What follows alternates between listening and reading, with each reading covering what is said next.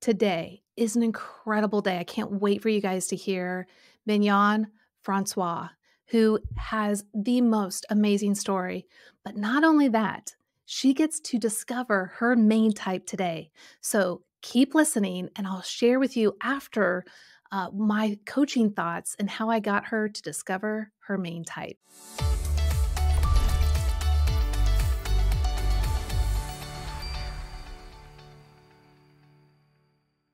Hey everyone, welcome to your Enneagram Coach, the podcast. I'm Beth McCord, your Enneagram Coach. And at YEC, we desire to use the Enneagram to bring real and lasting transformation to your lives and relationships. And we also are deeply committed to training and raising up the next generation of amazing Enneagram coaches. Now, each of these episodes, we're blending an enlightening interview conversation with a special guest while also doing live Enneagram coaching. This demonstrates the power of the Enneagram when using a coach. But stay tuned to the very end. I'm going to share some insights. I'm going to pull back the curtain and tell you some of the thoughts I had while we were going through the conversation and what my coaching mindset was at the time. So I think you're going to find this really intriguing. Our guest is super amazing. So if you enjoy these podcasts, please like, subscribe, and leave a review so others can find it and be blessed by it as well.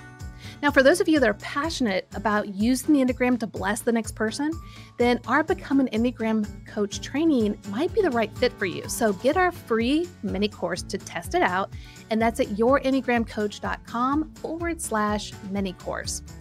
But if you're another person who's like, hey, I'm not quite ready for that yet, Beth, but I do desire deeper growth and transformation. I want to know more about my Enneagram type and how I can use that understanding for personal or relational growth, then grab one of our certified Enneagram coaches at myenneagramcoach.com. And that's myenneagramcoach.com. And you can find a personal coach that fits you perfectly. Okay, with that, I would love to introduce you to today's special guest, Mignon Francois. And now she is a #1 national best-selling author, entrepreneur, and renowned baker who has inspired millions with her journey from going from barely having any money, so drowning in debt, to building a multimillion-dollar cupcake empire, which is called the Cupcake Collection. Now, now listen to this. She leveraged $5 to feed her family and then turn it into a legacy with over 5 million cupcakes sold. Her grassroots story of success has garnered national attention from The Today Show, Southern Living, Entrepreneur, and Business Insider, just to name a few. Now, she is the author, and I love this title. She is the author of Made from Scratch: Finding Success Without a Recipe. Isn't that great? I got to say it again. I just love that title. Made from Scratch: Finding Success Without a Recipe. And in it, she shares her story of finding success with no presets in place. Mignon is a sought-after speaker and is committing to equipping and empowering people to change their trajectory in their lives. Mignon, it is so good to have you on our podcast today. Thank you so much for joining me. Thank you for having me. I can't believe that was me you were talking about. Now, why is that? Tell me, why does that feel surprising? And I think that's a good question to ask, because a lot of people who have had success, when they hear it, they're kind of like, wait, is that me you're talking about? So why was that kind of a surprise to hear all those amazing things being read off? Because I know who I used to be. And I know how hard it was to get to where I am. Yes. And when I look back on my life and the things that I've experienced, I don't even know that girl anymore. Yeah. And go ahead. To be here now where I am, it's like, if you keep going, what could happen if you just keep going? Yeah. Yeah. Well, and that's what I wanted to share with you after learning just a little bit about your story. And I really want to dive into the story now, actually. But I wanted to share with you how really amazing and inspiring I was to hear your story. I mean, so correct me if I'm wrong, but you had $5 to your name but you remain Mhm. steady in your trust in God that He would multiply it. So, can you tell Mhm. us more about your story, your passion, and Yeah. how others can remain confident in the Lord's plans in circumstances that really seem dire? So, like you're saying, if you just take the next step, just keep going, Yeah. keep taking the next step. And then all of a sudden, as we continue that journey, like you are right now, you're miles down the road from where you were, and you look back and you're like, wow, I've kind of forgotten that I was there, but I kept taking those steps. I kept trusting the Lord. So can you tell us a little bit more about your story and your passion?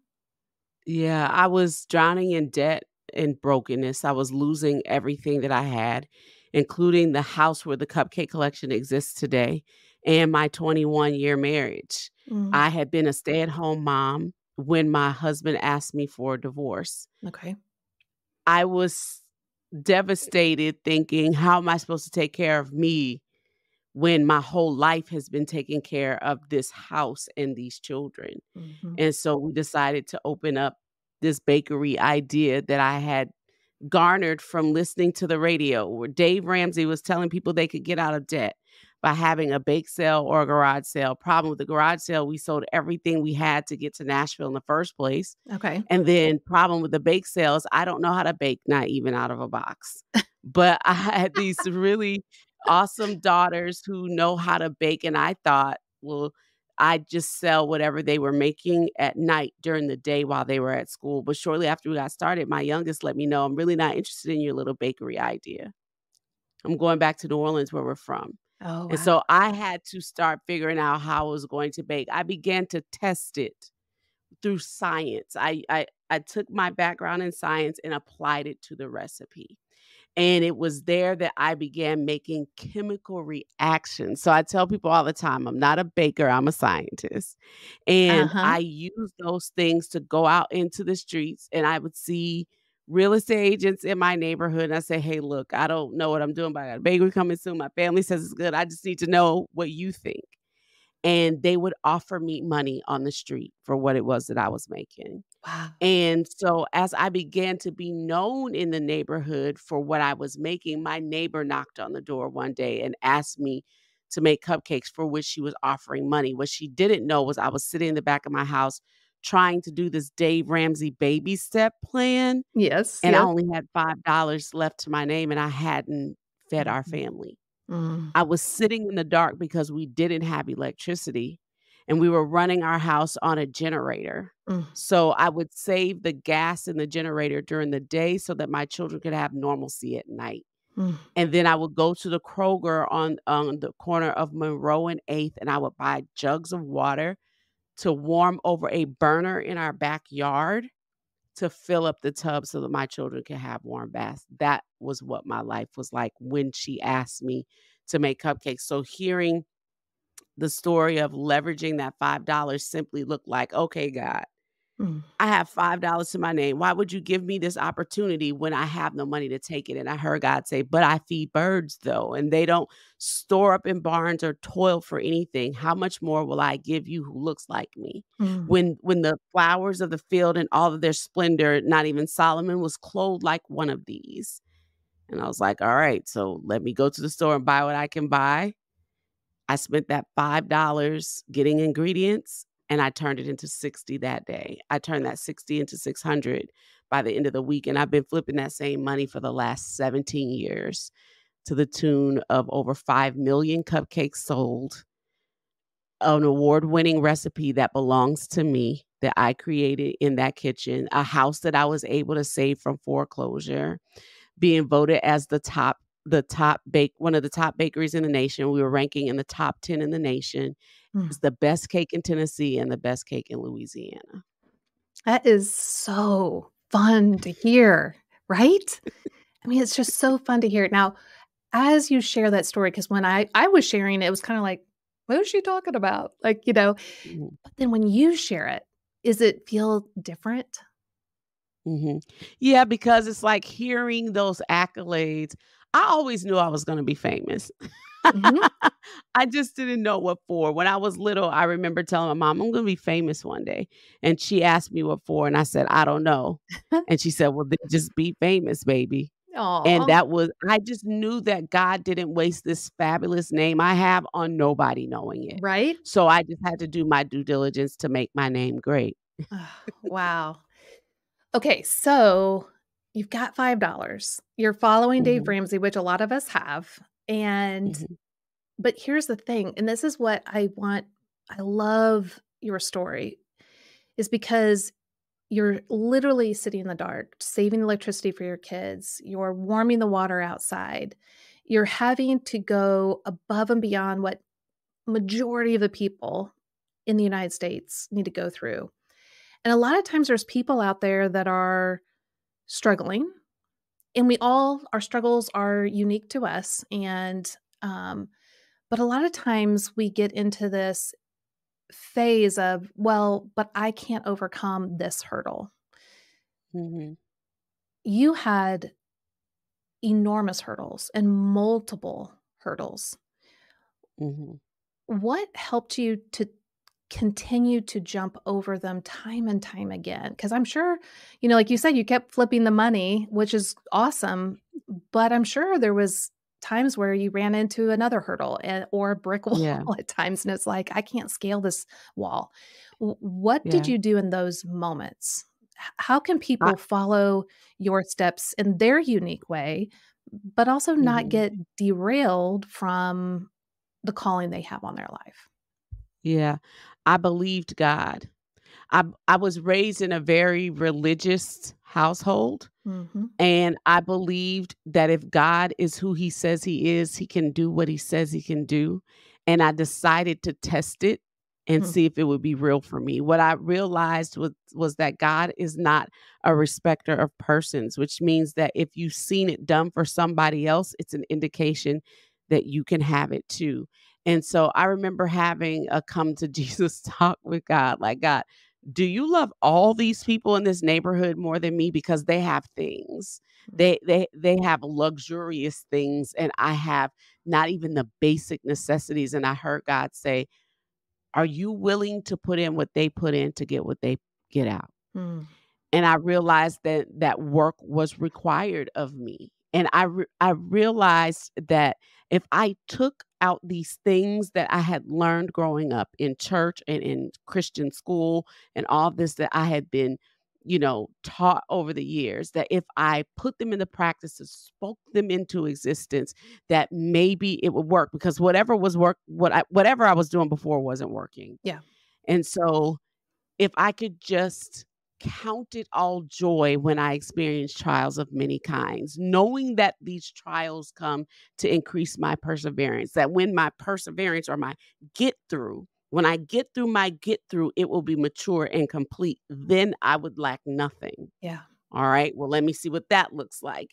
And I would take these promises of God and try to apply them to my life. And as I had little wins, like turning that 5 into 60 that day and getting my first KitchenAid mixer and then opening the store the night before the store opened. I didn't have paint on the walls. There was no counter. There was no display case. But when I woke up in the morning at 2:30 to start baking, everything was in its place. Mm, And I just feel like as I learned that the more I was waiting on God, he was waiting on me mm, and that I could say what I wanted and I could feel this feel this gut inkling that would say, "Okay, go this way, go do that." It began to be a stronger voice that I could hear that would tell me, "All right, do this now or do that now," without any indication that it could actually happen, and I believe that's why my transformation has been so great. well, and I love the fact that you didn't allow what you didn't know to keep you from pursuing answers.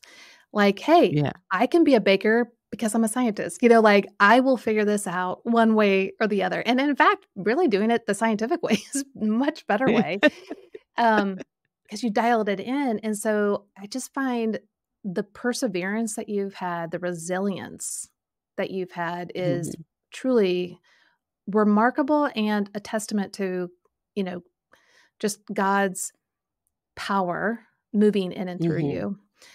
Mhm. Just one quick question, like, what were your children's thoughts? Because, here they were like, Mom, I don't want to do this cupcake thing. And then here you take it off and it just Yeah. soars. What were they just like tickled to see it all I happen? my children, you've heard the saying, "You can't see the picture for the frame." I don't think that we knew what we were in. Yeah. I don't think we knew what we were doing. I think we were just living, Mm, and all I wanted in the beginning was field trip money.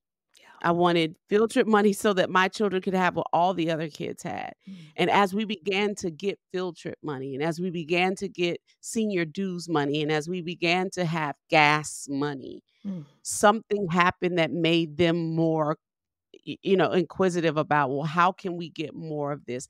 They never complained about the situations we were in. They never went and told anybody else about what we were going through. We were always just a really tight-knit family, and what happens in my house stays in my house. mm. And so as we were growing together, and it makes me remember, that we're all writing a made from scratch story. Yeah. We just don't necessarily know what chapter we're on. And so for us, as we began to evolve and become, it's kind of just like, well, the book is finished now. Now we can go back and tell people this is what happened to us. But in the process of it, I don't think we knew what was happening. Yeah. Does that make sense? Oh, absolutely. And so I live in the Nashville area, and the Enneagram is really popular here. And it's getting popular lots of other places too. But where can people get these amazing cupcakes and cakes? Like, I'm sure it's probably not just here in Nashville. So tell us, like, a bunch of places. But Yeah. where am I going to go later today to get myself a cupcake? So the Cupcake Collection is in Germantown, which is a little destination in North Nashville. The Cupcake Collection takes a lot of pride in putting Germantown on the map, because before the Cupcake Collection, people were afraid to come into Germantown and were saying, these are my neighbors, no one's ever coming into Germantown, and they're not going to stand in line for anything, especially not anything gourmet. And we've definitely changed the narrative about that Oh, as yes, you Germantown did. has evolved and Oh, changed. yes.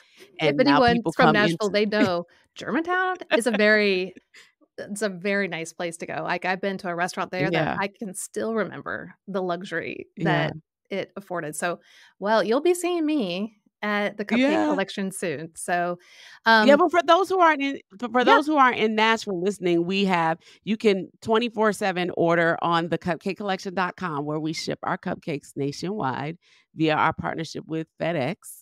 And then we also have a store in New Orleans as well, on Magazine Street in the historic Garden District. Ah, that's amazing. I love it. Okay, so everyone's gotta go get yourself a cupcake or 2 or 3 or 10, whatever, right? Um, so let's dive into the Enneagram. Mhm, And it's my understanding that you have taken a test a couple or at least a time, and mhm. your At scores least came twice. out even with 4 and 2, Mhm, and then 1 point behind that was 9.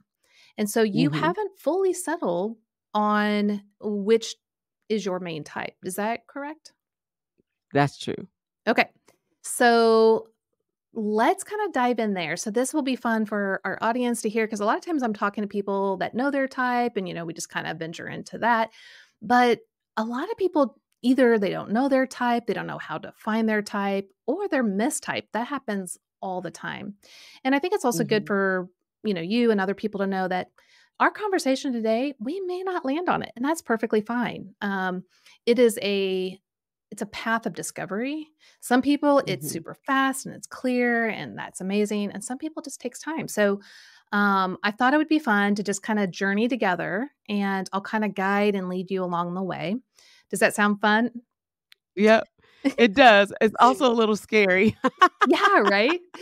Um, But I'm excited to know. I've always, that whole "to thine own self be true." I've always wanted to know myself for sure on the yeah. inside. So we'll see. Like, why do I I think feel and feel confident though. good, good. Okay, so when I take people through understanding their Enneagram type, the main thing that we want to focus in on, the Enneagram is all about the why you think, Mhm, feel, and behave in particular ways. And that comes from our core motivations. And the way I teach it at Your Enneagram Coach is that there are 4 core motivations. And I will bring this up here so that if people are watching on our YouTube channel, you'll see this. Excuse me. You'll see this on the screen. But for those that are just listening, I'll kind of describe it for you as well. So we have a free PDF download, and you can go to yourenneagramcoach.com/core motivations and download one of these PDFs that show the 9 types core motivations. So, what are these core motivations? Well, again, this is the driving force behind why you think, feel, and behave on any given situation. So, when someone kind of activates you or you get triggered or just a bit, pretty much anything, there's the core motivations behind the scene. So you have the core fear. This is what you're running away from or trying to prevent this thing from happening. You have a core desire, the one thing you're like, oh man, if I get this, life is going to feel grand and complete and whole. And then you have a core weakness. Now, this is a lot of teachers call this the passion or the deadly sin. We call it the core weakness because we are weak, but God is strong. And we can recognize these weaknesses. They're kind of like your Achilles heel, the thorn in your side, the things that keep tripping you up time and time again in life. Now, they won't go completely away until we're in heaven, but we can definitely grow in our likeness in Christ and get further away from this core weakness, but it's going to definitely take some time and it's going to ebb and flow. Then there's the core longing. Now, the core longing is the message your heart longs to hear and experience. Now, we're trying to get this from a lot of different things. It could be a spouse, a boyfriend, a best friend. It could be our children, a career, but it can spin out into gambling, addictions, buying clothes, material things, status. There's lots of things that we are trying to get this message from. But just like in Jeremiah 2:13, it says that we have forsaken the spring of living water, which is Jesus Christ, and we've turned and we've dug cisterns, broken cisterns that cannot hold water. So here we have this beautiful spring of living water that we can drink as much as we want and be fully satisfied. But for some reason, we're like, nah, it's not quite hitting the spot right now, or we don't trust it, we don't believe in it, and we turn and we start digging. And my husband, Jeff, he lived in Dallas, Texas, and you were in Louisiana for a long time, right? Mhm. So, it is super hot. And so when he Yes. was, I forgot, he was in his teenage years, him and his friend thought, we're so hot, we want to dig a pool. So they are in the backyard digging a hole. Now, when you dig a hole in dirt and you're going to put water in it, it's not going to work for several reasons. One, there's no lining, so it's just going to be mud, and the water's going to soak into the ground. It can't hold water. Well, it's the same things with these cisterns. With cisterns, the things that we're striving after that we think are going to fulfill our life, they're broken. And just like a coffee mug, if you pour coffee in and it's broken, it's just not going to hold the water. But the great news of the gospel is that Christ is the spring of living water. So when I get to the core longing, what's so fun is that where transformation really starts with the Enneagram is how we recognize that Christ has already satisfied our core longing. And yet we'll still feel this like, but I need more. Well, that's because we're not always coming to him in that moment. So what I thought I would do is we would go through the 2, the 4, and the 9 specifically so that we can kind of see which one pops up the most, okay? So the type 2's core fear is being rejected, unwanted, being thought worthless, needy, inconsequential, dispensable, or unworthy of love. Now, the 2 desires to be appreciated, loved, and wanted. But they struggle with the core weakness of pride, denying their own needs and emotions while using their strong intuition to discover and focus on the emotions and needs of others. So what they do is they confidently insert their helpful support in hopes that others will say how grateful and how much they appreciate the efforts that the 2 has put into their well-being. And then lastly, the core longing, the message the 2 longs to hear and experience is you are wanted and loved. Now, how much does that resonate with you?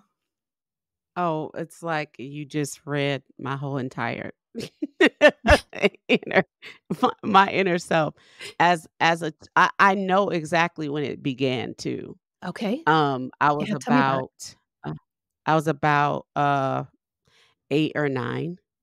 And my mother had come to pick us up from my father's house. We had been there for about 9 months, and my father was in his room, and I wanted to say goodbye to him and let him know that we were leaving, and so I knocked on the door, and I was so afraid to knock on the door, and I tiptoed in because he didn't answer, and I said, Dad, we're leaving.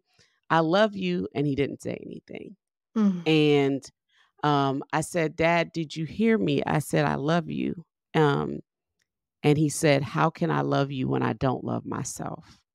mm, And I remember how that felt.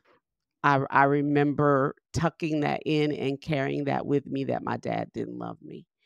And I felt that way until he died. mm.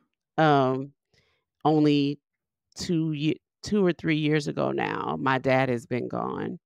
And I think I've been looking for that hole to be fulfilled Yeah.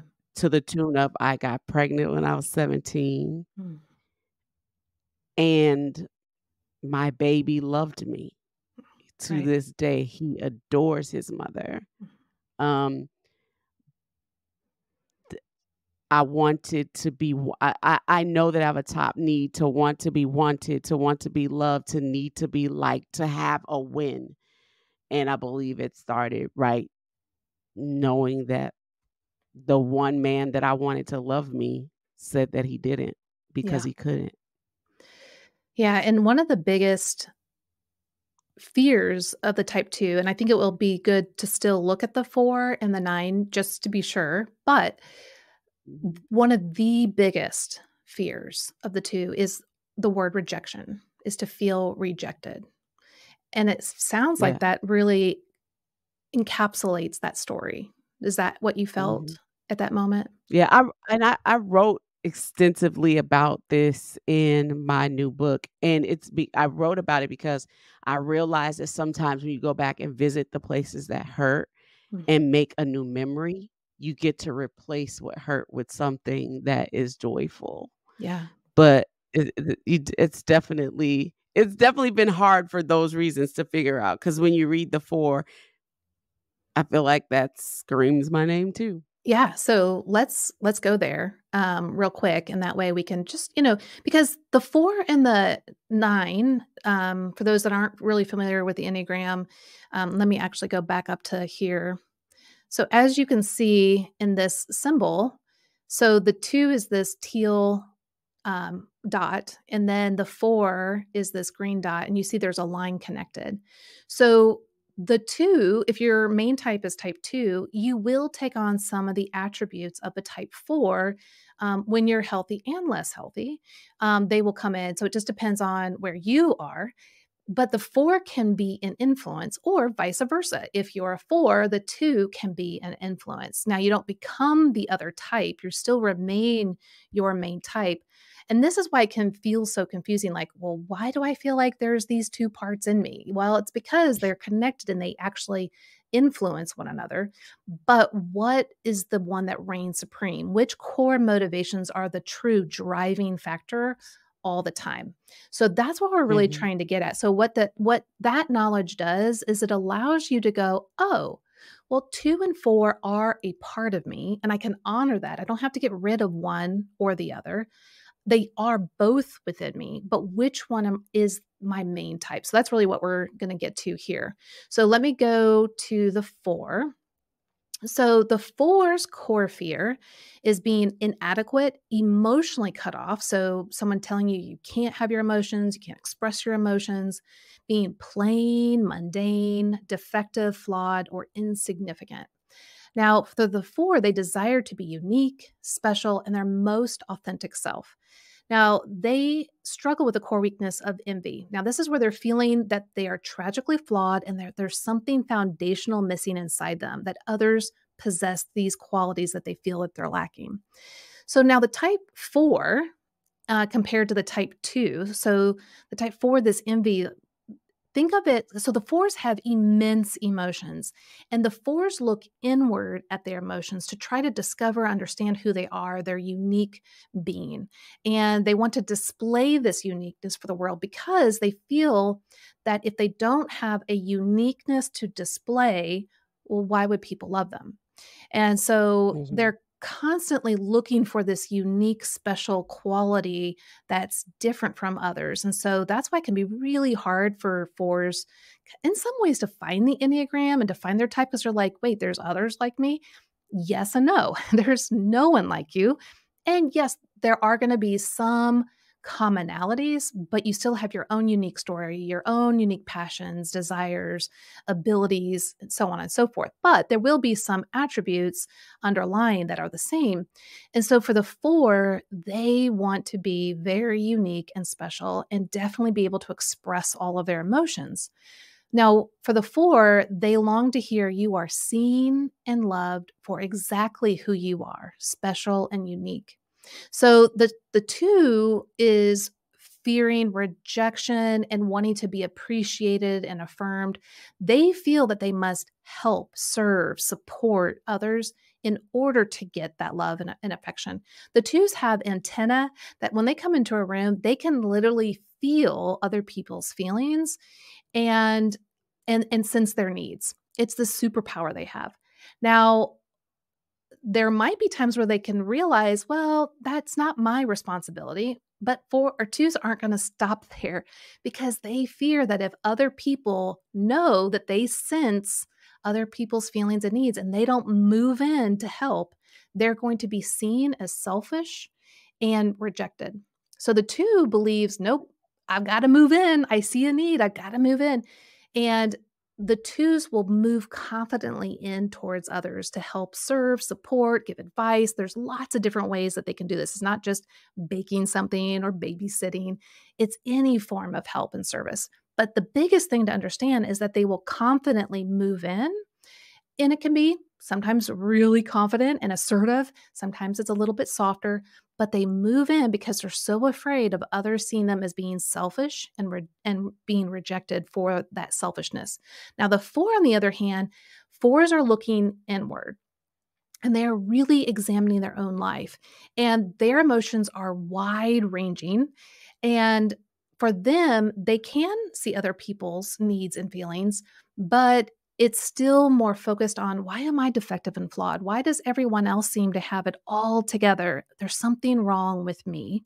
It's kind of like having a puzzle, and it's going to be this beautiful, magnificent puzzle, but you get to that last piece and it's missing. And that's what a 4 feels like. Like, wait, what? I want to present this to the world, this unique pl- uh, uh, portion of who I am, but now it's defective and flawed. Well, I can't show this. There has to be something more to it. And so they long for this completeness, this wholeness. And so that's why they long to hear you are seen and loved for exactly who you are, special and unique. So just kind of seeing the differences in the 2, because obviously they both, and we all want to be loved, but you can kind of see there's just a little bit difference in the way that they operate for the love factor. Which one feels more true to who you are at the core level? Uh, that's such a hard that's such a hard question to answer. I guess if I don't think that I'm really envious of other people, but I'm definitely always looking to be unique, Hmm. and to be different, but not to the point where it's gonna be, debilitating if I'm not, you Okay. know? Yeah. But there's always this longing to, um, be accepted or to be good enough, Hmm. and even with all of the things that I've accomplished in my life, sometimes I feel like I haven't done enough Hmm. and I need to be doing more. And And I compare myself a lot to other people. okay. And so this is what's so interesting about the Enneagram, because both the 2 and the 4 can have similarities in that, and all 9 types. So all 9 types can help. All 9 types can want to be unique. But we've got to Mhm. pull back. So there's the iceberg at the top, and then there's the why below. So a lot of times when I'm doing these typing sessions, I let the person know up ahead of time, I'm going to ask you a lot of why questions because we've got to get from that top of the iceberg what we Mhm. typically see about ourselves, and we got to get further down and down and down. So it kind of, if unless I say this, the person can be like, "This is getting annoying. Why do you keep asking why?" But if I say it up front, then they're like, "Oh, well, yeah, I haven't gone a far enough to really get Mhm. to the why." So, when you were saying you wanna be special, the question that comes to my mind is why? What does that specialness give you? What are you seeking? What are you hoping for? And how do you go Uh, about being special and unique? mhm. I think I think it goes down to how I saw myself as a child. Like I wanted to always wanted to be special to someone. Yeah. Like I have this middle child syndrome of my youngest sister is my dad's favorite and my Mm, older sibling is my mother's favorite, and let them tell it, none of them have favorites. But there's that feeling of always being felt like everybody overlooked you. mhm. And I just was always seeking to be special to someone, that being first my husband, and then I wasn't special to him because he wouldn't have made the decisions that he made that left us in the space that we were in. And then looking to be, looking to find that partnership in someone who chooses me.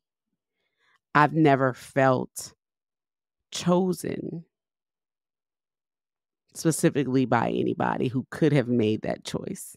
Mhm. No matter how hard I worked at it, or no matter how great I showed up to be in it, or how I might have done all of the things that needed to be done that a person needed. Yeah. Um, I guess that I'm special to my children, but now they're married and they have children and spouses who they have they they have to come first. So, am I And supposed to cry right here? Like, yes. get yourself together. No, you cry. That's the beauty of the Enneagram because really what this is doing is it's just shining a light into the deepest crevices. And that is where the beauty lies, but often we hide it because of the pain that has come from those stories. And yet it's also the very beauty that has propelled you to bless people with your company today. Would you agree? Yeah. So tell me I know how yeah. in the end, I know that the difference is that I've figured out that I'm special to God. Mm.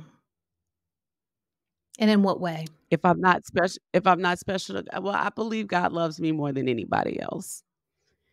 And I believe he has the ability to make anybody feel that way. Yeah. God chooses to call me by name and wake me up in the morning, clothe me in my right mind, and give me an opportunity to get it right. He speaks to me. He's given me this opportunity to provide for myself, to have this experience of coming from nothing and living in more, and not having lack, and not being in want. Um, he's allowed me to gain favor in the world, Mm. not only with him, but also, with man. Mhm. Um, I don't have to fight um, to be recognized. Other people will fight that battle for me. I believe all of that comes from God. Yeah.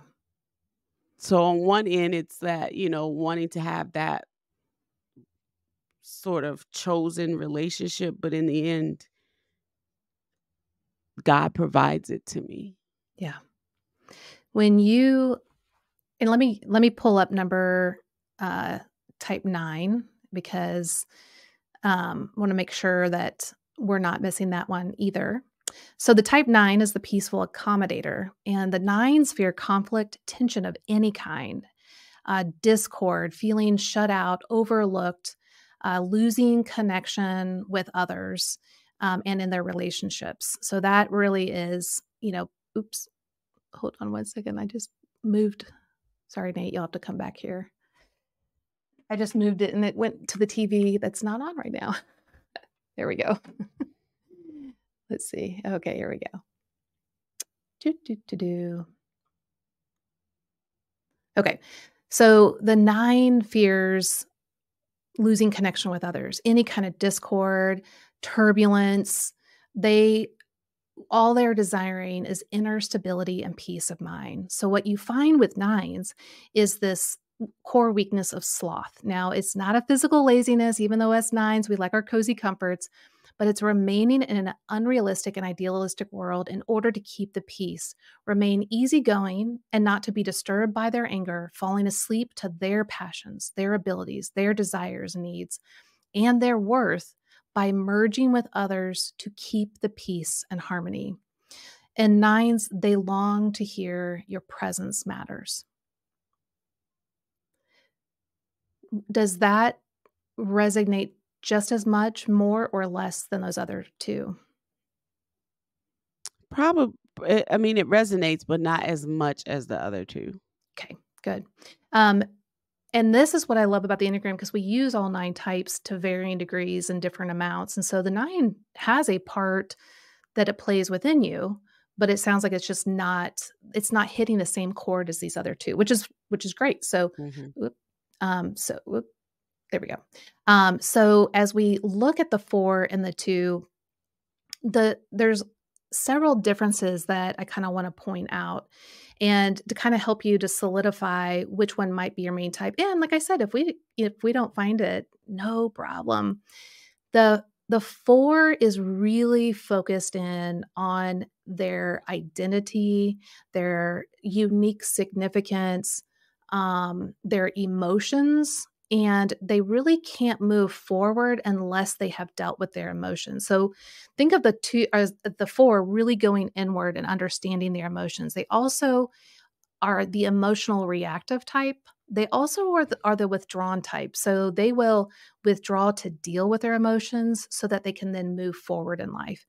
The type 4s also feel very disconnected with both their parents, and they feel like there's something insignificant and flawed about them.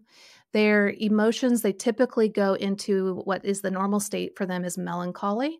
Now, a lot of people that hear that, they think, oh, well, that's depression. No, it's not. Depression is different. So melancholy, a 4 that I'm friends with, he called it the sweet melancholy of the soul. And that's just a perfect way a 4 describes it.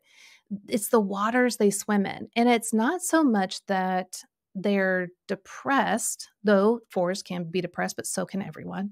It's that they are in tuned with the emotions, the depth of emotions, the authenticity of emotions, the realness of emotions. To them, it's very important to be real and authentic in all categories, but especially emotional reality. And the 4s will actually, at times, they will kind of fantasize and imagine how other people are feeling about them. And they actually believe that that is actually true and is happening when it may not be. And so that's where the envy comes in, because they're like, why does everyone else have it all together but me? Like, what's wrong with me? I just want to be seen and loved for exactly who I am. And I'm not. So therefore, I have to find this uniqueness to display to the world so that I can belong. That's a big word for the 4. I can belong. And the 2, on the other hand, and I'll bring that one down so we can just have it in front of us. The 2, on the other hand, like I said, they fear rejection. And for them, they need to be needed. Now, of course, we're talking about all the things when they're less healthy. And of course, when we get healthier, a lot of these things change and transform.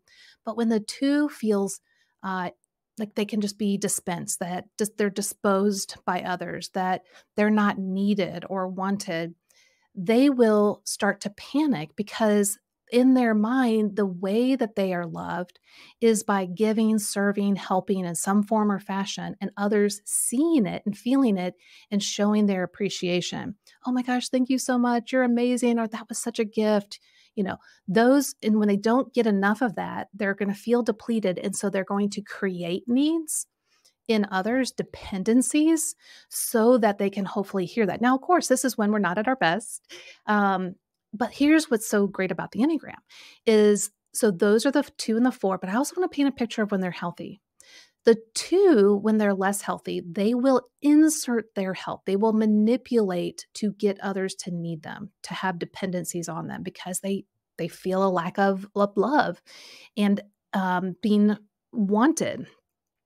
Now, what happens when the 2 knows and experiences that Christ says to them, you are wanted in love, because Christ pursued them, right? Christ did everything for them because he loved and wanted them back in relationship with him. When the 2 feels that and embraces that, or drinks the living water all the time there, the 2 doesn't need to insert themselves because they already know they're special and loved by God in that way. Now, the 4, they can look at their puzzle and they can say, you know what? On this side of the fall, I am defective and flawed. There is something missing, but so is everyone else. But the good news is that God created me in such a way that is special and unique, and that I am loved by him for exactly who I am. And in fact, I've been saved and redeemed, even with all the flaws, that he truly loves me right there. So you can kind of see how the 2 and the 4 can really suffer, but how they can also be at their best. Which one seems like that would play a much bigger role in your life than the other? It's definitely a 2 because, I could see where if I'm unhealthy, I might have some of the characteristics of what being a 4 is, but I'm mostly joyful. And if I start feeling down or I start feeling like melancholy or something like that, I'm getting out of that and I'm going to find a way to get out of that. If I've got to get somebody else to make me come out of it or help someone so that I can come out of it, Yes. that's where I'm gonna be. I'm not gonna stay in a depressed state. Yep. I'm gonna seek opportunities to find joy, and I know what those might look like, so I definitely think that means that I Yeah. wouldn't be a 4. Yeah. No, Yeah. and I love that. This is why it's so fun to unpack the Enneagram, because you're seeing how these 2 play a role in your life, which is great. Mhm. But you're also starting to see, like, okay, wait, the one that rules at the end of the day is, and the 2s, the Mhm. 7s, and the 9s are the optimist on the Enneagram. They Mhm. don't wanna sit in the pain and the sorrow. They want to paint a brighter picture. So the 9 is gonna encourage people and receive them and be non-judgmental, and people are gonna feel like the warm and fuzzies from the 9. The Mhm. 7 is gonna reframe everything, like, everything's a possibility and this is fun, and the 2 is like, hey, I don't want you to be sad. I don't want to be sad. So I'm going to move in with some help and support. We're going to move from point A of stuck to point B of growth and doing something amazing. And Mhm. y'all are going to come with me, and this is going to be a great adventure where we're all going to, do really well. The 4, Yeah. their perspective in that would be very different. It would be like, no, that's not being authentic and real. You have to work through the emotions. You have to know them and experiencing them. Now, there will be Mhm. times for you as a 2 that you will go to that 4 and you will experience those moments. But again, as a 2, in your hardwiring your mind, it's like, but I'm not going to sit there. So you'll experience it, Yeah. but it won't be an everyday, all day, or week, or a month type of thing. And so that's what makes it Yeah, really kind of fun. I have a really big issue with sitting in emotions unless they're happy. Yes. And that's so true for the 2. Now, here's a question I have for you. If someone else comes to you and they're sad and they have needs, are you able to sit there and or what do you do when someone comes to you in that Yeah. moment? I can almost feel people. When I go into a room, I could cut the tension with a knife. I know what's happening. It's almost like a sense that Yep. I feel that someone needs something, or it'll just come into my heart to call a friend and say, "How are you? You were on my mind. I was just thinking about you." And it'll inevitably be what they needed at the time. So I Yes. definitely feel like I totally was off base ever thinking that I might be a 4, No, except that, that desire to be unique and yeah. different and special, but probably that's more in the times when I am not doing well Well, that I and that's need to have this. so the 2 so in Enneagram kind of 101, they'll talk about Mhm, when 2s are under stress, they actually move towards 8, and that's when they get very protective and assertive and insisting kind of their way. They're big diesel snowplows, whether they're plowing for mhm, people, but usually when they're stressed, they're plowing, against whatever it is that's in the way, what usually for others. They get mama bearish. yep, Now, then people will usually say, "Oh, but when a 2 is going to 4, that's in growth." And those are true, but what people don't understand is that a deeper understanding of the Enneagram is that a 2 can go to the healthy parts of 8 and a 2 can go to the unhealthy parts of 4 too. So there are going to be times where you do experience that 4-ness quality in the less healthy ways, but also what's beautiful about the 2 is that when they see so the 2s usually are not focusing on themselves. They feel like that's gonna be mhm, selfish and they're gonna be rejected. So they have to focus on others in some form or fashion to garner that love and that they're wanted. But when the 4 recognizes, kinda like on an airplane, when the stewardess says, "In an emergency, put your own mask on first and then help others," you can only help other people when there's no oxygen in the airplane for maybe a few seconds, and then it's gone. mhm, But the 2's like, "No, I can do it. I can keep going. I can keep going." But you can't. And you will experience and others will experience the deficit of trying. So the 2, when they're actually healthy, they'll start to learn, "Okay, I need to put my own mask on." So what does that actually mean for the 2? And what that means for the 2 is they have their own needs and their own emotions that they need to tend to. It doesn't mean they have to be so self-focused that they're not helping others, but they need to take care of themselves enough so that they can then take care of others. And what I've heard from you in just this short period of time is you are tapping into the core longing that you are wanted and loved in the spring of living water. That is where you are enabling yourself to be filled up, your love bank, if you will. You are getting that from God, knowing He does love me and want me. I am special to Him. I'm not rejected. Though I may have felt that from mhm, my earthly father, I am not that to my heavenly Father. And so it's what it I hear from you is that trajectory, that fulfillment in which then helps you to move forward. But it's a self internal reflection, bringing the Holy Spirit and the truth of the gospel. So it's the 4, right? So getting in your emotions and your needs and allowing God to fulfill that so you can then go do the incredible work that you're called to do. Does this capture it for you? mhm. Mhm. Isn't it Yes, amazing? So absolutely.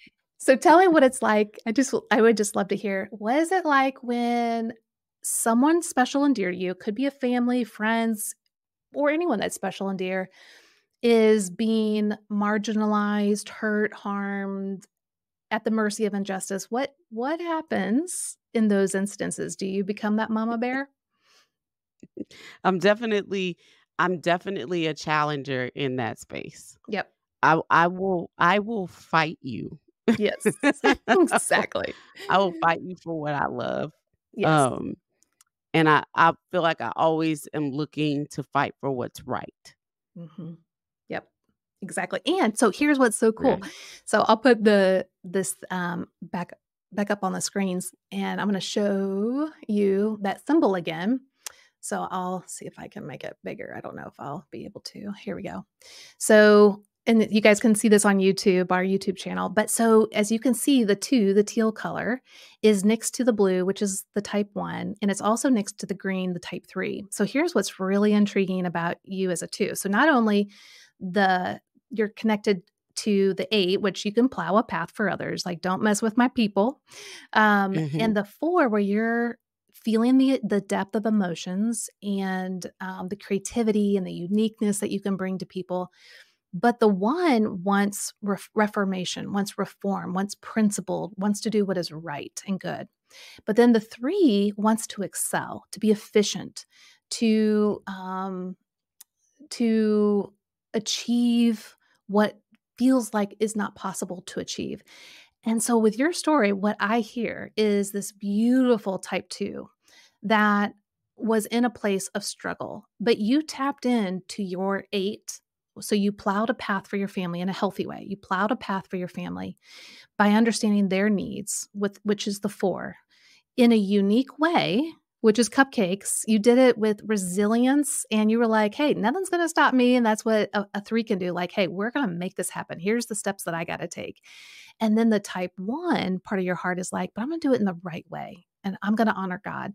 But it's all coming from the heart of a 2 that I want to serve and bless others while also it blessing me and my family. Does that encapsulate a lot of your story? I definitely think I definitely think that was a great explanation of who I am. Yeah. And That's that's awesome. yeah, and that's why I love the Enneagram because a lot of times people, like you were saying at the very beginning, like, "I'm a little apprehensive of going here." And a lot of people are because it's like, what is it gonna expose? The Enneagram exposes our glory all the way down to our not so Mhm. good spots. And usually as humans, what we do is we usually focus in on those not so good spots. That's just natural. We just kinda zone in there. And then we start to wallow in fear and shame and self-condemnation, and it kinda can spin us out. But the Enneagram isn't wanting you to stay there. Yes, we need to know those things so we don't go there. So I paint the picture of driving on a Mhm. highway. The Enneagram is your map, your GPS, and you're going from being stuck to a healthier life for your personality type. But the Enneagram is like that rumble strip on the highway. So when you start to veer off course, so as a 2, when you start to create dependencies in others and you need them to need you because you're feeling depleted and Mhm. that you don't want to be rejected, you want to be loved. When you now start to see that and experience that, you can go, "Oh, whoops, I'm in my rumble strip and I have a choice to make. I can either continue on this trajectory like I have in the past, or I can steer into a healthier way, knowing that I actually, right now, I'm doing these things because I have a need. And my need is that I'm feeling maybe rejected, I'm feeling unworthy, I'm not feeling valued. And so I'm trying to get it from other people or circumstances, situations.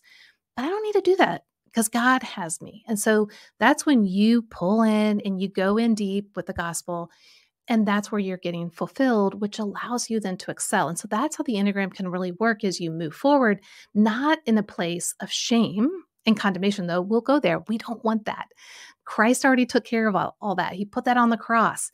What he wants is us to experience his unconditional love, his forgiveness, and his freedom. And that is what we're trying to do here, at least at your Enneagram coach, is to say, you are a beautiful type 2. God created you that way. He wanted you to bless the world with these cupcakes because they make people happy internally in their mouth and in their mind, right? These things are firing. But it's also a beautiful story to say to people, he made you, and there are places to go that are unique and special, and you are out there sharing that with others, right? Yeah, that's so good. So That's really unpacking good. unpacking your 2-ness, what are you thinking and feeling? How does this make you feel now? Well, like I said, I'd never as I was looking at being, I wasn't sure what I really was, whether Uh-huh. I was a 2 or whether I was a 4. But I definitely know now that, um, it's all as I look at what I said to you earlier, I know I have a need to win. I know I have a need to be loved. I know I have this desire to be liked and to achieve. It just Yes. maybe it's just who I was always intended to be. Well, and that's what's so interesting when we look at our unique story. So for you, when your dad said that, that would have hurt any of the 9 types, right? So, Hmm. but it's gonna hurt the 9 types in a different way, and they're gonna react to it in a different way. So for me as a type 9, man, when you said that, my heart just leapt out at you. I just wanted to give you a big hug, because for me as a 9, I wanna know that my presence matters, and that would have been a message that just literally said, "Your presence, you don't matter, end of Hmm. story." And that would have swallowed me up, but all the 9 types would have felt it from their own unique perspective. And so it's good for us to unpack our stories, not to wallow in it, but to heal from it and see it for what it is and why we think of it in that way, so that we Right. can heal and we can grow and then bless others with what we are created to offer others. And that's really what I'm seeing you doing with the Cupcake Right. Collection. Would you agree? Yeah, and I would say that was the whole reason why I wanted to write this book. I wanted to write the book to let other people know that they were not alone. I wanted to be transparent with the things that had happened to me and what I had learned through those, so that while I felt alone, other people didn't have to feel alone because they could hear themselves or see themselves through the things that I was going through. And Yeah. so it was all about going through the process to go back to the things that hurt me and create a new experience so that those things couldn't hurt me anymore. Yeah. And hoping also that I give other people the tools that they can find this same revelation in their own life to be able to write their own made from scratch story. It was the whole reason that I did it. Yeah. Well, I just want to say it has been such a blessing to get to know you, to hear your heart, to hear the overflow of love you have for others through your story. And I really genuinely hope that people will grab your book, Made from Scratch, because I think they're going to uncover their own story as well. Um, but I think the thing I've heard the most from you is resilience, and how Mhm, Christ gives us the character and the resilience to not only bless others, but to bless our own story, right? And mhm. he flows in and through us. And so I just really thank you for persevering and for being here, being authentic and real, and kind of sharing with us your story. And I know everyone wants to get connected with you now because, like, now we're really connected. We know you. So, where can people find you? We know that they can Yeah. find you in Germantown and Nashville, and they can buy your cupcakes at the Enneagram. I mean, not the Enneagram Collection. That's my journals. The cupcakecollection.com. Is that right? Yep. So then they But can get all also on their cupcakes. Instagram. And then, okay, so Yep, on also on Instagram, Instagram. and what's your handle? My favorite place to hang out for people to get connected with me is on Instagram at Mignon.Francois. Oh, I love that. Um, well, thank you so much. It really has just been a special joy for me to be with you today. And Thank you now, for helping me to place that, yeah, now that you're understanding. the nurturing supporter, the type 2. Yeah, it all makes sense. Good, Thank you good. for that. Well, thank you guys for being here today. And for some of you that are listening, you're like, wow, that is an incredible experience. I'm struggling to find my type. And Beth was able to nuance that. And so as I'm listening to what's going on with her, I'm hearing words. And I'll be honest, there was a lot of times I'm like, yep, there's a 4. Yep, there's the 2. And then there was a moment of, well, I do hear a little 9 in there.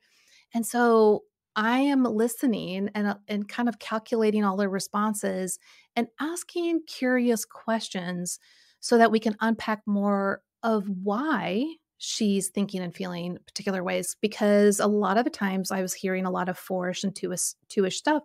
So I needed to unpack a little bit more. And this is what we train our certified coaches in. So if you're stuck, or if you know someone that's stuck, have them go to myenneagramcoach.com to get their personal coach so that they can unpack their type, but also move into exploring their type. That's what our coaches are trained to do, is to explore your type.